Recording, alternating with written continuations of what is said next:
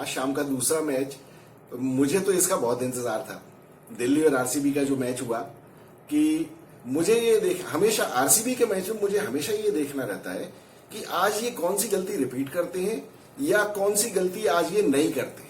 RCB में मुझे समझ में नहीं आता कि ये फाफ डु प्लेसी ने सीएसके में धोनी के साथ इतना टाइम गुजारा है कि इतना घटिया कप्तान नहीं हो सकता जितनी घटिया कप्तानी ये कर रहा है। यहाँ आरसीबी में कुछ ऐसा होता है कि कोई भी प्लेयर वहां जाए तो वहां कुछ कीड़ा है, आरसीबी कीड़ा जो सबको काट लेता है। ऐसी मतलब टॉस जीत के उसने आज बैटिंग ले ली।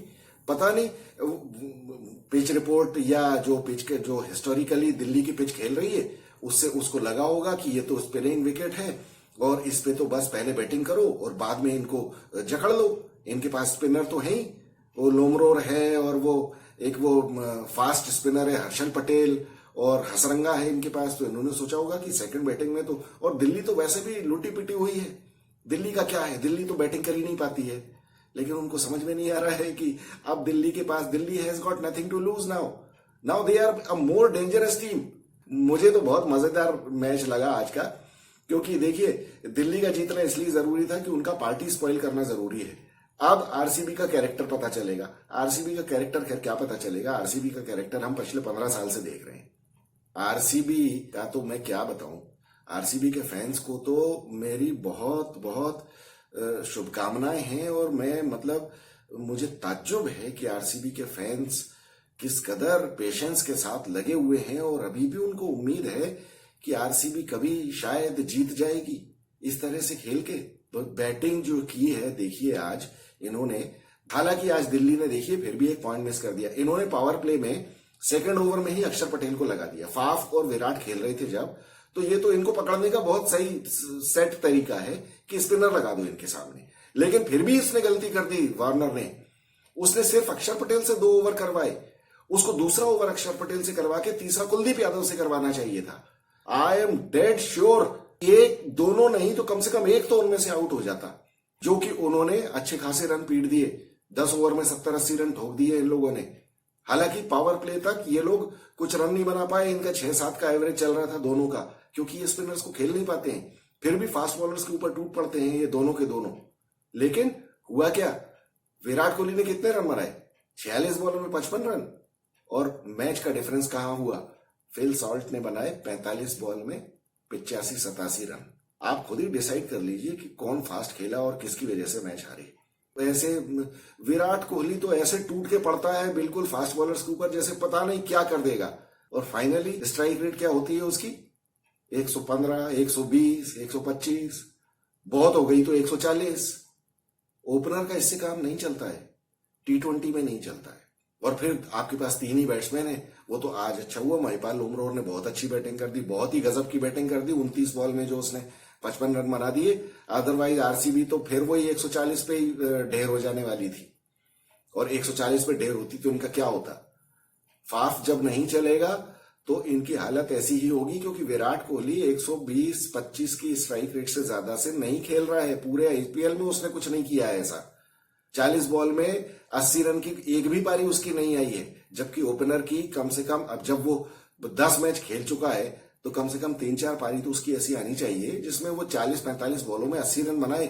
नहीं तो टीम जीतेगी कैसे। और इसी वजह से ये हाल है आरसीबी का कि अभी तक लटक रही है और अभी कोई भरोसा नहीं है कि क्या होगा। देखिए आप ये सोचिए कि हम आखिरी के मैचेस में कुछ कर लेंगे और ये चमक जाएगा और वो कर देगा और मैक्सवेल फोड़ देगा, उससे कुछ नहीं होता है। बाकी टीमें क्या बिल्कुल क्या बल्ले लेके नहीं आ रही हैं अपने हाथ में, वो भी सारे इंटरनेशनल प्लेयर्स हैं। और आज उन्होंने बाद में यही किया। आरसीबी ने जब महिपाल लोमरोर की वजह से उन्होंने 180-85 रन बना दिए, बाद में दिल्ली ने क्या किया, फिल सॉल्ट ने आते साथ ही जो फोड़ना शुरू किया तो मोहम्मद सिराज का तो चेहरा देखने लायक था। मतलब वो तो गाली गलौज पे उतर आया। और ऊपर से फिल सॉल्ट का कैच रहा साहब, वो हमारे कैच एक्सपर्ट ने भी छोड़ दिया।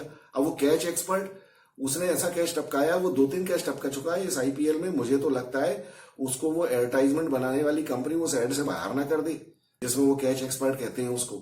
आज उसने कैच टपकाया और फिल सॉल्ट ने दूसरा कोई मौका ही नहीं दिया।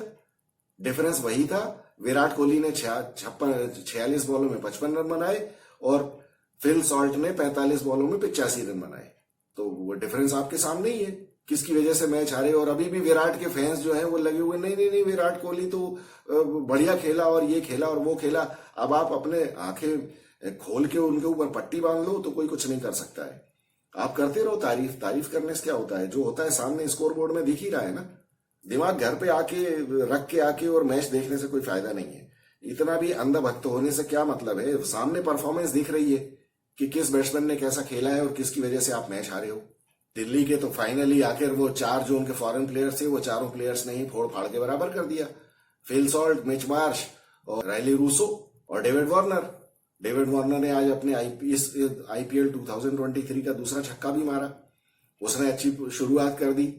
फिर उसके बाद वो तो खैर आउट हो गया और फिल सॉल्ट और मिच मार्श ने फोड़ फाड़ के बराबर कर दिया। हर्षल पटेल की एक मतलब किस्मत से उसकी लॉटरी लग गई, फुल टॉस बॉल पे मिच मार्श आउट हो गया, अदरवाइज ये दोनों ही खत्म कर देते मैच। वो तो बहुत बदकिस्मती थी मिचेल मार्श की कि वो आउट हो गया, अदरवाइज आज तो उसका मैन ऑफ द मैच बनना बिल्कुल पक्का था, क्योंकि वो 2 विकेट पहले भी ले चुका था बॉलिंग में। और क्या जबरदस्त धुनाई की उन लोगों ने। बाद में फाफ डू प्लेसी को समझ में आया होगा कि मैंने बैटिंग पहले करके कितनी बड़ी गलती कर दी। इसका मतलब ये है, हमेशा से मैं 50 बार ये बात कह चुका हूं कि ये पिच किसी की भी समझ में नहीं आती है कि कौन सी पिच कैसे बिहेव करने वाली है। ये लोग क्यों पिच रिपोर्ट का वो एक एपिसोड वो रखते हैं, टाइम स्लॉट रखते हैं मैच के पहले, वो कोई फायदा नहीं है। मतलब बेइज्जती करवा के अपने पिच एक्सपर्ट चले जाते हैं और बाद में जाके बोलते हैं अरे हमको तो ऐसा लग रहा था और हमको तो वैसा लग रहा था। हमको समझ में आता है कि तुमको कुछ भी समझ में नहीं आता है। ये सब घसियारे हैं, इनको हाथ जोड़ लेने चाहिए कि पिच रिपोर्ट करने नहीं जाएंगे हम।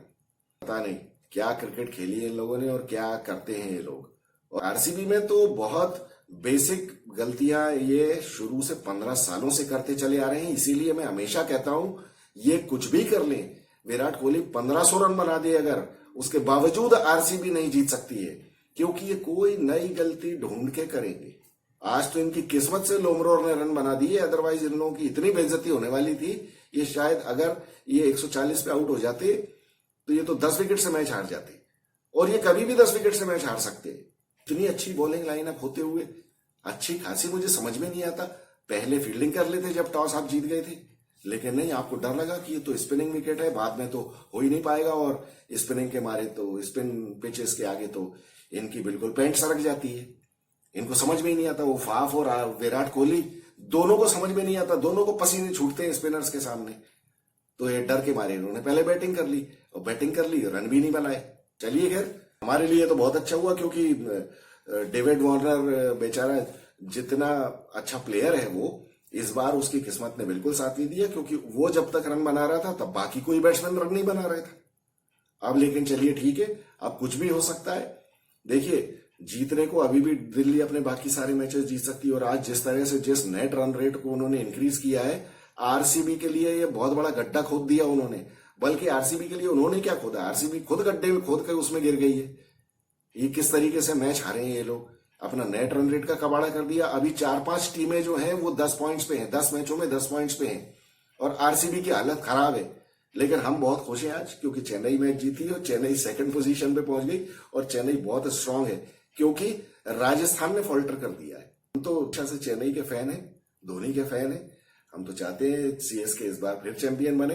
हालांकि उनकी रोड काफी डिफिकल्ट है, क्योंकि उनके बॉलर्स इनएक्सपीरियंस्ड है। फिर भी धोनी बेचारा लगा हुआ है उनको लड़ाने में किसी तरह से। रायडू ने तो कोई कसर नहीं छोड़ रखी है इनको पीछे खींचने में, लेकिन फिर भी देखते हैं क्या होता है। धोनी तो आखिरी मौके पे जादू करने वाला आदमी है।